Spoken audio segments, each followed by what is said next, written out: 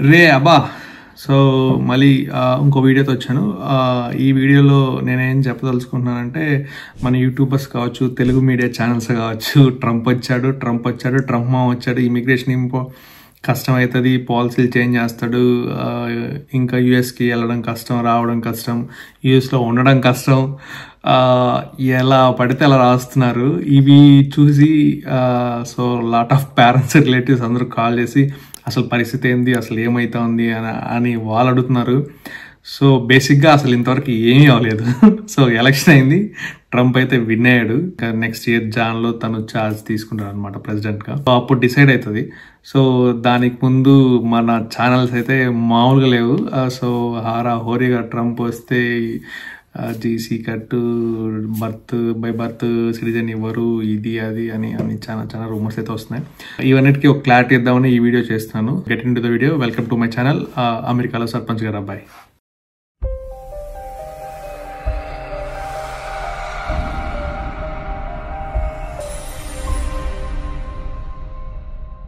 ఈ వీడియోలో పూర్తిగా ట్రంప్ మా గురించే కాబట్టి, సో ట్రంప్ వచ్చాడు, ఇమిగ్రేషన్స్ చేంజ్ అవుతాయి, ఏమవుతాయి, అసలు ఇంతకుముందు ప్రీవియస్ 2016లో ట్రంప్ వచ్చాడు కదా, ఏం చేశాడు, సో ఓవరాల్ చూసుకుంటే మనకు ఒక సొల్యూషన్ అది వస్తుంది. వీళ్ళు చెప్పేది అదంతా నథింగ్ అనమాట. యాజ్ ఆఫ్ నౌ ఏమైందంటే ట్రంప్ అయితే ప్రెసిడెంట్ అవుతాడు. సో రూల్స్ అయితే చేంజ్ చేశాడు. సో ప్రీవియస్ ఎలక్షన్స్ క్యాంపెయిన్స్లో కావచ్చు, కొన్ని బ్రాడ్కాస్ట్లో ట్రంప్ మెన్షన్ చేశాడు ఏంటంటే, యాజ్ ఏ స్టూడెంట్స్కి ఎవరైతే యూఎస్ వస్తారో వాళ్ళకి బై డిఫాల్ట్ డిప్లొమా డిగ్రీతో పాటు గ్రీన్ కార్డ్ కూడా చేతిలో పెట్టాలనే ప్రపోజల్ అయితే తెచ్చాడు. నాకు తెలిసి అది తెచ్చాడే అంటే ఎలక్షన్ పాయింట్ ఆఫ్ వ్యూలో చెప్పాడు, but there may be terms and conditions apply.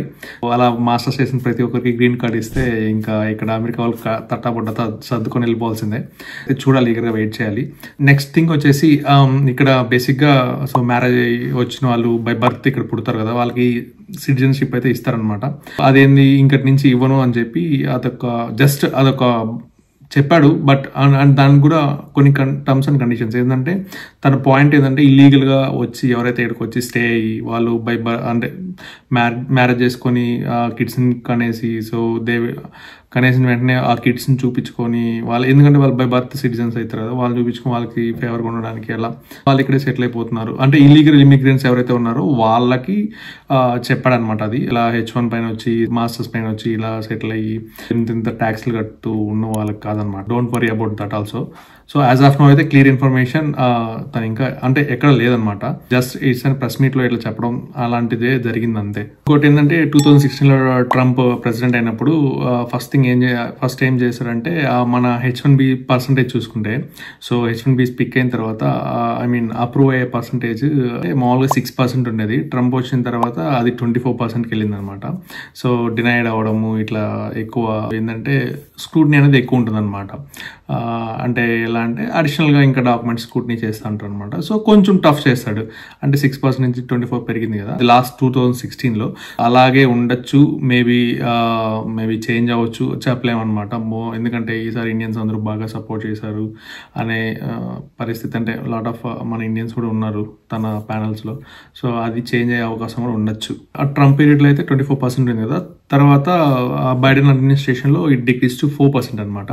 H1Bs actually ఎందుకు డినైడ్ అవుతాయంటే, చెప్పాను కదా, మల్టిపుల్ రీజన్స్ అనమాట. సో మెకానికల్ ఇంజనీర్ చేసిన వాడు సాఫ్ట్వేర్ జాబ్కి ఎలా వచ్చాడు, education background evaluation, so LCA వచ్చేసి తక్కువ వేయడం లేకపోతే ఎక్కువ వేయడం బేస్డ్ ఆన్ ఈస్ వర్క్కి, అంటే తన పొజిషన్కి రిలేటెడ్గా శాలరీ అనేది లేకపోవడం, బేస్డ్ ఆన్ మల్టిపుల్ కండిషన్స్ లో ఉంటాయి అనమాట. లాస్ట్ 2016లో ట్రంప్ గవర్నమెంట్లో ఉన్నప్పుడు మల్టిపుల్ డినైల్స్ అనేది చాలా అయ్యేవి. I-140 అప్రూవ్ అయిన వాళ్ళకి కూడా లైక్ 1 or 2 రెన్యువల్స్ అయిన వాళ్ళు కూడా డినైడ్ అయ్యి వాళ్ళు ఇండియాకి వెళ్ళి ఇండియా నుంచి మళ్ళీ బ్యాక్ రావడం జరిగింది. సో ఇదన్నీ అంటే లాస్ట్ టైం జరిగింది. దాంతోపాటు ఏంటంటే ఇక్కడ H1B డిపెండెంట్స్ ఉంటారు కదా, H4 లైక్ వాళ్ళ హస్బెండ్స్ కావచ్చు, వైఫ్స్ కావచ్చు, ఎవరైతే వస్తారో వాళ్ళు డిపెండెంట్గా వాళ్ళు వర్క్ పర్మిట్స్ అనేది ఆపేయాలి, రద్దు చేయాలని చెప్పి లాస్ట్ టైం అయితే పాస్ చేయాలని అనుకున్నాడు ట్రంప్ గవర్నమెంట్లో. బట్ అదైతే పాస్ చేయలేదు. సో ఇప్పుడు చేస్తాడా లేదా అనేది తెలియదు అనమాట. ఎందుకంటే అదే ట్రంప్ గవర్నమెంట్ మళ్ళీ వచ్చింది కదా, సినారియోస్ డిఫర్స్, అది ఇంకా కన్ఫర్మ్ లేదనమాట. తర్వాత చెప్పా కదా బై బర్త్ సిటిజన్ ఇస్తారు అనేసి, అది జస్ట్ చెప్పాడు, బట్ ఆల్రెడీ అది ఇంకా ఒక క్లారిటీ లేదనమాట. సో ఇల్లీగల్ వాళ్ళకి నాన్ ఇమిగ్రెంట్స్ ఎవరైతే ఉన్నారో వాళ్ళు ఇట్లా సినారియోస్ ఉన్నాయి కాబట్టి స్టేట్మెంట్ అయితే ఇచ్చాడు. ఇక్కడ పుట్టిన వాళ్ళకి ఖచ్చితంగా నేను సిటిజన్షిప్ ఇవ్వను అనేది ఇంతవరకు క్లారిటీగా ఇక్కడ చెప్పలేదు అనమాట.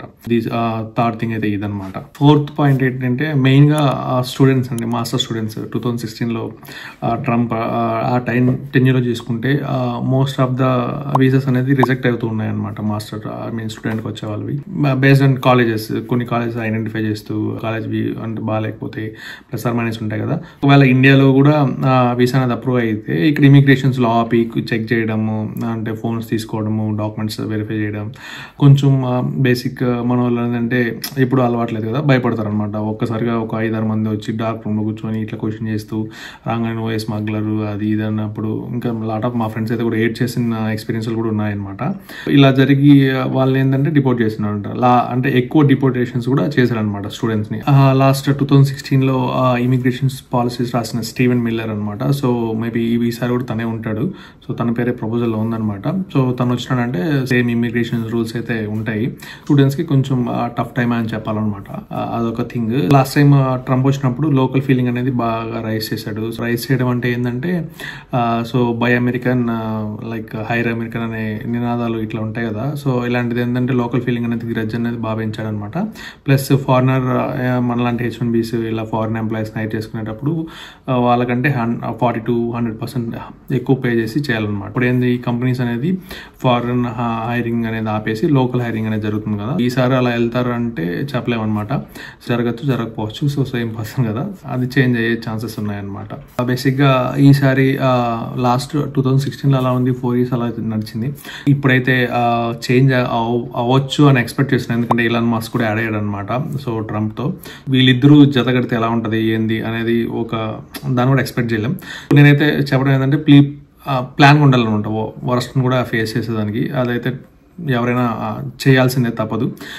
ట్రంప్ వచ్చిన తర్వాత ఐ మీన్ వస్తున్నాడు అంటే వచ్చిన తర్వాత ఎలా ఇప్పుడైతే యాజ్ ఎ నో ఎలా ఉంటుందంటే ఎకనామీ అనేది బూస్ట్ అవుతుంది అనమాట. సో మల్టిపుల్ జాబ్ ఓపెనింగ్స్ ఉంటాయి, బిజినెస్ ని బాగా సపోర్ట్ చేస్తాడు.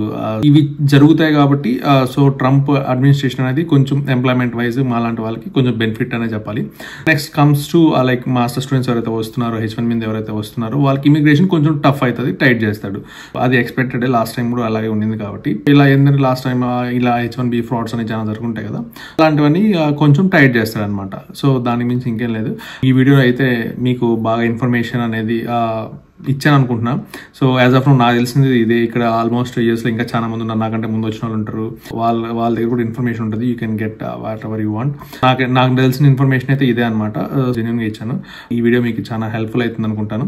మీరైతే మన తెలుగు మీడియా ఛానల్స్ లో లాగా రేపు వెళ్ళిపోతారు, ఎల్లుండి వెళ్ళిపోతారు, ఇలాంటి వాళ్ళు అంటే చాలా జరుగుతున్నాయి కదా, అవన్నీ ఏం రూమర్స్ అని నమ్మద్దండి. So yeah, wait for next year Jan లో ట్రంప్ వస్తాడు.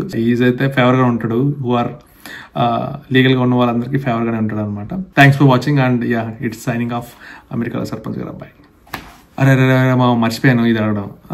వీడియోలో అయితే చాలా మంది చూస్తున్నారు కానీ ఒక్కరు కూడా సబ్స్క్రైబ్, లైక్స్ కొట్టట్లేదబ్బా. కొంచెం ఫాలోయింగ్ పెంచండి. సరే బాయ్.